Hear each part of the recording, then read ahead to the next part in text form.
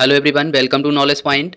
हम लोग पढ़ रहे हैं क्लास 12th एनसीईआरटी केमिस्ट्री और आज के वीडियो लेक्चर से एक नया यूनिट स्टार्ट होने जा रहा है जिसका नाम है aldehydes, ketones and carboxylic acids. इस यूनिट में हम लोग स्टडी करेंगे the basics of aldehydes, ketones and carboxylic acids. Nomenclature देखेंगे, नॉमेनक्लेचर में कॉमन नेमिंग देखेंगे और आईयूपीएसी नेमिंग देखेंगे। स्ट्रक्चर ऑफ कार्बोनिल ग्रुप को स्टडी करेंगे, methods of preparation of aldehydes, ketone and carboxylic acids. इसके बाद स्टडी करेंगे फिजिकल प्रॉपर्टीज़ इन तीनों की और लास्ट में स्टडी करेंगे chemical properties of aldehydes, chemical properties of ketones and chemical properties of carboxylic acids. ये सारा का सारा आपका इस यूनिट में कवर होने वाला है। तो चलिए स्टार्ट करते हैं आज का वीडियो लेक्चर। और हाँ, स्टार्ट करने से पहले अगर आपको वीडियो पसंद आए तो उसको लाइक करें, नीडी स्टूडेंट्स को इसको शेयर करें और चैनल को सब्सक्राइब करना बिल्कुल मत भूलें। तो चलिए स्टार्ट करते हैं आज का video lecture from aldehydes, ketones and carboxylic acids. देखिए आप, जो भी आपके एल्डिहाइड्स होते हैं, कीटोन्स होते हैं और कार्बोक्सिलिक एसिड्स होते हैं, इनमें एक फंक्शनल ग्रुप कॉमन होता है तीनों में, जिसका नाम है कार्बोनिल ग्रुप। कार्बोनिल ग्रुप क्या होता है? ये होता है C+O। इस ग्रुप को कहते हैं कार्बोनिल ग्रुप। और aldehydes, ketones and carboxylic acids में कार्बोनिल ग्रुप कॉमन होता है। अब ये कुछ ऐसे कंपाउंड्स होते हैं डे टू डे लाइफ में जिनके जो कंस्टिट्यूएंट कंपाउंड्स होते हैं उनमें क्या पाया जाता है? कार्बोनिल ग्रुप कंटेनिंग कंपाउंड्स पाए जाते हैं। किस तरह से? जैसे फैब्रिक्स हो गए, आपके प्लास्टिक्स हो गए, तो इनके जो कंस्टिट्यूएंट कंपाउंड्स होते हैं वो मेजरली बने होते हैं किससे? कार्बोनिल ग्रुप से बने होते हैं, या उनकी जो प्रिपरेशन का एक पार्ट होता है वो होता है कार्बोनिल ग्रुप। तो आपने देख लिया कार्बोनिल ग्रुप क्या होता है। अब बात करते हैं एल्डिहाइड किस तरह से कार्बोनिल ग्रुप को कंटेन करते हैं। देखिए आप, ये रहा आपका कार्बोनिल ग्रुप C+O। अब आपके पास कार्बन की कितनी बैलेंसी लेफ्ट आउट हैं? दो। एक ही हो गई, एक ही हो गई। 1 2 3 एंड 4, चारों बैलेंसीज ऑक्यूपाइड हो गई कार्बन की। अब यहाँ पे क्या करिए, अगर आपने एक कोई एल्किल ग्रुप अटैच कर दिया और यहाँ पे हाइड्रोजन अटैच कर दिया तो ये बन जाएंगे आपके एल्डिहाइड्स। क्या बन गए? एल्डिहाइड्स। क्या किया आपने? एक बैलेंसी आपने हाइड्रोजन से ऑक्यूपाई कर दी और एक यहाँ पे एल्किल ग्रुप अटैच कर दिया तो बन गए आपके एल्डिहाइड्स। और इस हाइड्रोजन को हटा के अगर यहाँ पे फिर से आप कोई दूसरा एल्किल ग्रुप लगा देंगे तो ये बन जाएंगे कीटोन्स। फिर क्या करिए आप, अब आपने इस हाइड्रोजन की जगह ऑक्सीजन और अटैच कर दिया। मीन्स आपने क्या किया, कार्बोनिल ग्रुप में एक तो एल्किल ग्रुप अटैच कर दिया, साथ में यहाँ पे OH और लगा दिया। तो क्या बन गया? ये बन गया आपका कार्बोक्सिलिक एसिड। कुछ और चेंजेस करके देख लेते हैं। हाइड्रोजन को हटा के आपने हैलोजन लगा दिया तो क्या बन जाएगा? ये बन जाएगा आपका एसिल हैलाइड। इसके बाद आपने क्या किया, हाइड्रोजन को हटा दिया यहाँ से। कार्बोनिल ग्रुप क्या था आपका? C+O, सिंगल बॉन्ड R और सिंगल बॉन्ड H। यहाँ पे कुछ भी लगा सकते हैं।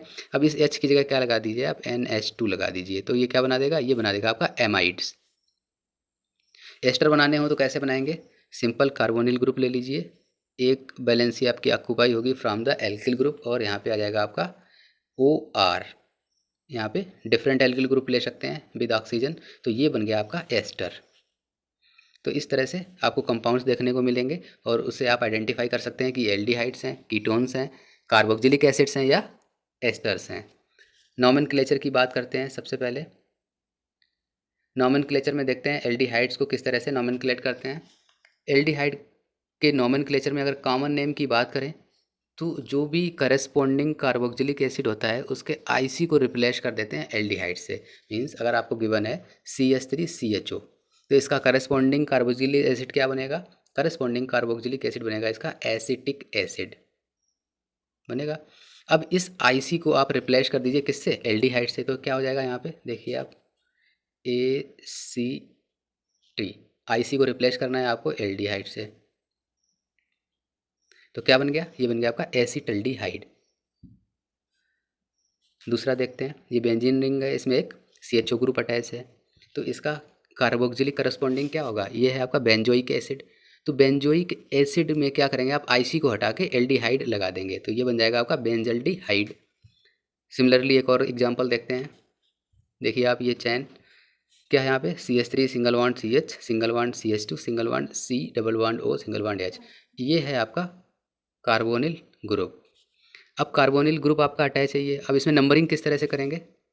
नंबरिंग स्टार्ट होती है इसकी जो कार्बोनिल ग्रुप के नियरेस्ट कार्बन होता है। कार्बोनिल ग्रुप ये रहा आपका, इसका नियरेस्ट कार्बन कौन सा है? ये। और इसकी नंबरिंग करते हैं alpha beta gamma, means Greek words में करते हैं। तो ये ग्रीक लेटर्स में ये कौन सा कार्बन हो गया? अल्फ़ा कार्बन हो गया। ये बीटा कार्बन हो गया, ये आपका गामा कार्बन हो गया। तो लगा दीजिए प्रीफिक्स आप। कहाँ पे है प्रीफिक्स? बीटा ब्रोमो, क्योंकि बीटा कार्बन पे ब्रोमा ग्रुप अटैच है, यहाँ पे ब्रोमीन अटैच है, ये रही बीटा पे, तो क्या हो जाएगा बीटा ब्रोमो। और ये है क्या एक्चुअल में?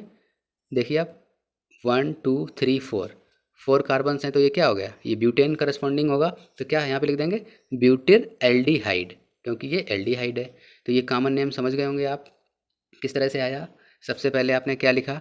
Beta bromo. क्यों लिखा? क्योंकि ये बीटा कार्बन पे ब्रोमीन ग्रुप अटैच है। इसके बाद 4 कार्बन है, तो ये किससे बिलोंग करता है? ब्यूटेन ग्रुप से बिलोंग करता है, तो क्या हो जाएगा यहाँ पे ब्यूटेन आ जाएगा। और एल्डिहाइड के लिए आप लास्ट में एल्डिहाइड लगा देंगे, तो इसका पूरा नाम क्या हो गया? Beta bromo butyraldehyde. कीटोन्स की कॉमन नेमिंग देखते हैं कि किस तरह से करते हैं। इसमें सिंपली क्या करते हैं, जो भी आपके सब्स्टिट्यूएंट ग्रुप्स दिए होते हैं उनकी नेमिंग कर लेते हैं और लास्ट में कीटोन वर्ड ऐड कर देते हैं। देखिए आप, जैसे ये एग्जांपल दिया है आपको, यहाँ पे क्या है? CH3 single bond C double bond O single bond CH3, तो कार्बोनिल ग्रुप ये रहा आपका। इसके साथ क्या क्या है? 2 मेथिल ग्रुप अटैच हैं, तो ये क्या हो जाएगा आपका? Dimethyl. और ये कीटोन है, तो लास्ट में क्या करेंगे? कीटोन ऐड कर देंगे, तो क्या हो गया? ये हो गया आपका डाई मेथिल कीटोन, और इसका जनरल नेम है एसीटोन।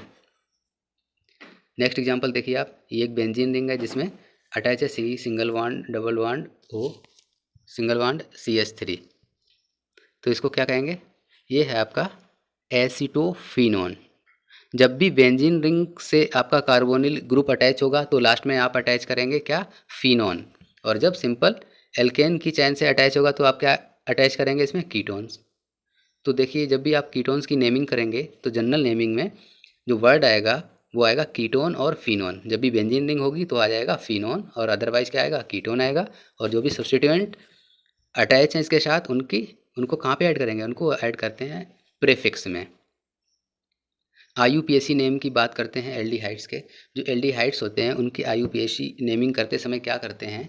उनके करस्पॉन्डिंग एल्केन देखते हैं। करस्पॉन्डिंग एल्केन लिखने के बाद ई हटा देते हैं वहाँ से, और ई की जगह क्या लगा देते हैं? AL लगा देते हैं। जैसे आप एल्केन किस तरह से लिखते हैं? ALKANE। तो अब क्या हो गया? ई को हटाइए आप यहाँ से, यहाँ पे ऐड कर दीजिए AL, तो क्या हो जाएगा? एल्केनल। एग्जाम्पल से और भी समझ में आएगा। और कीटोन्स की IUPAC नेमिंग करते समय क्या करेंगे? ई को रिप्लेस कर देते हैं किससे? ONE 1 से। ठीक है, तो देखिए एग्जाम्पल देखते हैं पहले। ये रहा एक एग्जाम्पल। क्या है यहाँ पे? CH3 single bond C single bond H double bond O। तो ये है क्या एक्चुअल में? इसका करस्पॉन्डिंग एल्केन देखेंगे तो क्या हो जाएगा? ये हो जाएगा आपका एथेन, ETHANE। अब ये है आपका एल्डिहाइड, तो यहाँ पे क्या करेंगे? IUPAC सिस्टम में ई को रिप्लेस कर देंगे किससे? AL से, तो क्या हो जाएगा? ये इसका नाम हो जाएगा एथेनल। ठीक है, इसमें नंबरिंग किस तरह से करते हैं? जब भी आपके एल्डिहाइड्स दिए होते हैं तो IUPAC सिस्टम में जब भी आप नेमिंग करते हैं तो कार्बोनिल ग्रुप का जो कार्बन है उसको आप काउंट करते हैं। तो जैसे ये एग्जांपल दिया गया है आपको, तो देखिए आप, क्या ये CH3 single bond CH2 single bond CH2 single bond CH, और यहाँ पे एक सिंगल बॉन्ड के साथ ब्रोमीन अटैच है, साथ में single bond CH single bond CH3 single bond CH2 single bond C single bond H double bond O। Carbonyl group कहाँ पे आपका? ये रहा कार्बोनिल ग्रुप। अब इसकी नेमिंग किस तरह से करेंगे? देख लिया आपने, इस कार्बन के साथ एक हाइड्रोजन अटैच है, मीन्स ये क्या है? ये आपका एक एल्डिहाइड है। कीटोन तो है नहीं, ये कीटोन होता तो क्या होता है? यहाँ पे भी H हाइड्रोजन की जगह एल्किल ग्रुप अटैच होता। तो ये है आपका एल्डिहाइड। तो एल्डिहाइड में अब करनी है आपको नंबरिंग। तो नंबरिंग कैसे करेंगे आप? तो जो ये कार्बोनिल ग्रुप का कार्बन है इसको आप 1 नंबर देंगे, मीन्स यहाँ से नंबरिंग स्टार्ट करेंगे और बढ़ते जाएंगे 1 2 3 4 5 6 7, यहाँ तक आ जाएंगे। तो अब क्या करेंगे? जो आपके सब्स्टिट्यूएंट्स अटैच हैं किस पे अटैच हैं? एक तो 4th कार्बन पे है और दूसरा किस पे है? 3rd कार्बन पे। और इनको प्रीफिक्स में लिखेंगे सब्स्टिट्यूएंट्स को, वो भी अल्फ़ाबेटिकल ऑर्डर में लिखेंगे। तो देखिए ये क्या है? इसके लिए क्या आएगा? ब्रोमीन के लिए ब्रोमो आएगा, इसके लिए क्या आएगा? मेथिल आएगा। तो अब आप देखिए अल्फ़ाबेटिकली ब्रोमो पहले आएगा या मेथिल? तो ब्रोमो पहले आएगा, तो लिख लीजिए आप। ब्रोमो कहाँ पे है? 4 ब्रोमो, ठीक है, 3 मेथिल। ये क्या हो जाएगा फिर? बचा हुआ हेप्टेन, और हेप्टेन का ई हटा दीजिए, AL से रिप्लेस कर दीजिए ई को, तो क्या हो जाएगा? 4 bromo 3 methyl heptanal. Next example देखते हैं। ये एग्जांपल है आपका कीटोन्स का। देखिए आप, CH3 single bond CH single bond CH3 single bond C double bond O single bond CH single bond CH3 single bond CH3। अब देखिए आप आइडेंटिफाई करिए आपका कार्बोनिल ग्रुप कहाँ पे है। ये रहा आपका कार्बोनिल ग्रुप। अब इसके दोनों साइड आपको हाइड्रोजन नहीं दिख रहा है, इसका मतलब ये है आपका कीटोन। अगर एक कार्बन की वैलेंसी हाइड्रोजन से ऑक्यूपाई होती तो ये होता आपका एल्डिहाइड, बट यहाँ पे दोनों साइड क्या अटैच हैं? एल्किल ग्रुप अटैच है, इसका मतलब ये क्या है? ये है आपका कीटोन। तो कीटोन की जब भी आप नंबरिंग करते हैं तो कहाँ से स्टार्ट करेंगे? कीटोन का जो नियरेस्ट कार्बन होता है, मीन्स जो कार्बोनिल ग्रुप होता है, वहाँ से स्टार्ट नहीं करते हैं। वो करते हैं कार्बोनिल ग्रुप के जो नियरेस्ट एंडिंग पॉइंट होता है। नियरेस्ट एंडिंग क्या है? ये रहा आपका कार्बन। इधर से भी कर सकते हैं, इधर से भी कर सकते हैं। तो यहाँ से स्टार्ट कर लेते हैं तो क्या हो जाएगा? 1 2 3 4 5 लिख दीजिए आप। मेथिल ग्रुप कहाँ पे है? 2 नंबर कार्बन पे। और कहाँ पे है? 4 नंबर कार्बन पे। तो क्या हो जाएगा ये? 2,4 डाई मेथिल। और है क्या ये है आपका पेंटेन। तो पेंटेन का क्या करिए आप? ई हटा दीजिए। ई किससे रिप्लेस हो जाएगा? ONE से रिप्लेस हो जाएगा। तो क्या हो जाएगा ये?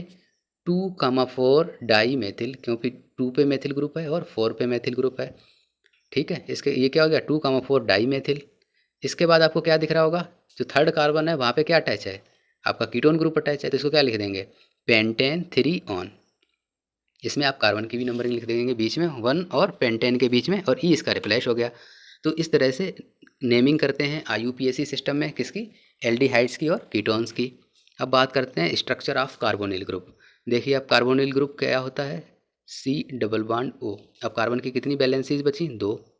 तो कार्बन के पास 4 इलेक्ट्रॉन्स होते हैं, चारों इसने वैलेंसीज ऑक्यूपाई कर ली। तो इस ग्रुप को कहते हैं कार्बोनिल ग्रुप। अब आप देखिए यहाँ पे जो कार्बन है ये किस हाइब्रिड स्टेट में है? एक्चुअल में हाइब्रिडाइजेशन किसी भी कार्बन एटम का होता क्या है?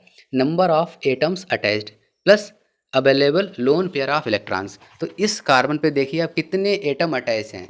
एक तो ये ऑक्सीजन अटैच है, दूसरा यहाँ पे कुछ अटैच होगा, तीसरा यहाँ पे अटैच होगा। तो कितने नंबर ऑफ एटम्स अटैच हैं? 3। Number of lone pair of electrons कितने अवेलेबल हैं? कार्बन की वैलेंसी कितनी होती है? 4।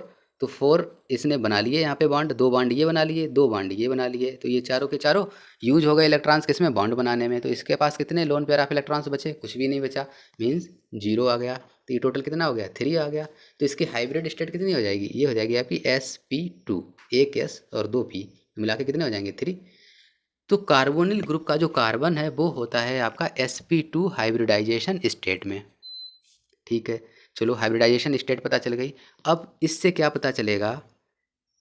कोई भी कार्बन अगर आपका है sp2 हाइब्रिडाइजेशन स्टेट में, इसका मतलब है कि वो 3 हाइब्रिडाइज्ड ऑर्बिटल क्रिएट कर सकता है। और ये 3 हाइब्रिडाइज्ड ऑर्बिटल क्या करेंगे? 3 सिग्मा बॉन्ड क्रिएट कर सकते हैं। तो यहाँ पे देखिए आप कितने बॉन्ड दिख रहे हैं? 1 2 3 एंड 4। तो इसमें से 3 तो होंगे आपके सिग्मा बॉन्ड। कौन कौन से होंगे? C double bond O single bond single bond. एक तो ये सिग्मा बॉन्ड होगा, एक ये सिग्मा बॉन्ड होगा, और ये डबल बॉन्ड में एक आपका होगा सिग्मा बॉन्ड और एक होगा आपका पाई बॉन्ड। तो 3 सिग्मा बॉन्ड होंगे इसमें, एक पाई बॉन्ड होगा।